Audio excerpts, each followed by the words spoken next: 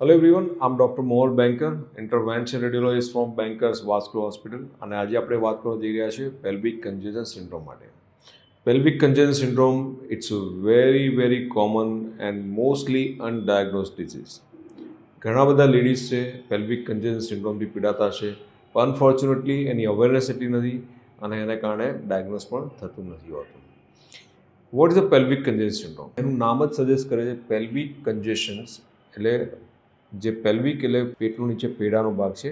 કન્જેશન્સ એનો મતલબ કે there are lots of blood vessels, blood flow વધી ગયો છે, એને કારણે કન્જેશન ડેવલપ થયું છે અને એને કારણે પેશન્ટને તકલીફ પડતી હોય છે.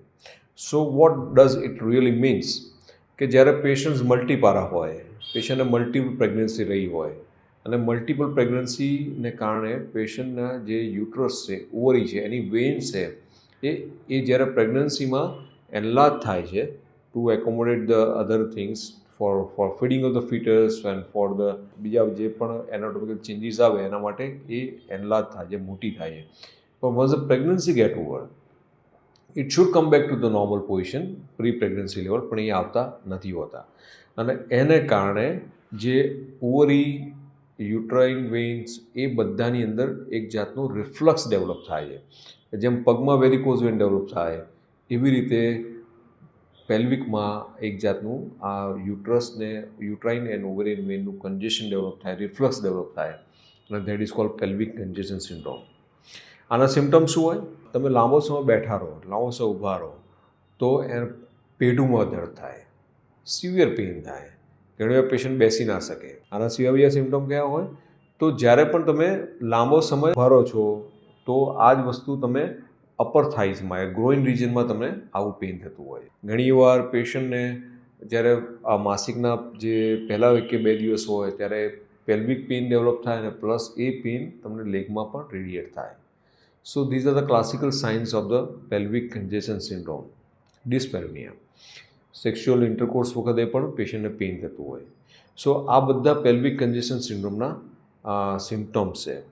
નાઉ અનફોર્ચ્યુનેટલી આ સિમ્ટમ્સ ઘણીવાર પેશન્ટને માઇલ્ડ ટુ મોડરેટ ફોર્મમાં હોય છે, એટલે ફ્રિકવન્સી એટલી બધી હોતી નથી. ઘણીવાર માસિકના 4-5 દિવસમાં જ દુખાવો રહેતો હોય, બાકીના 25 દિવસ સારા જતા હોય.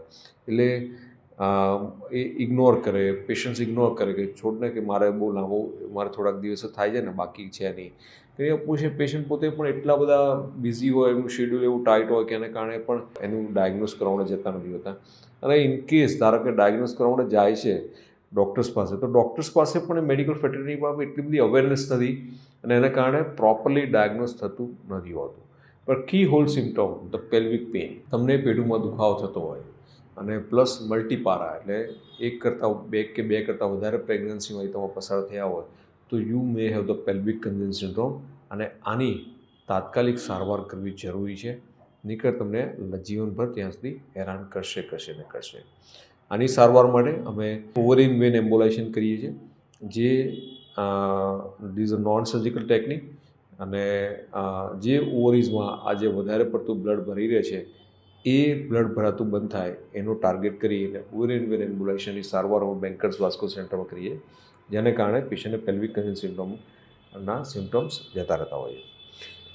So thank you so much for listening this video. If you have any kind of question to ask me, I would be very happy to give you answer. Thank you.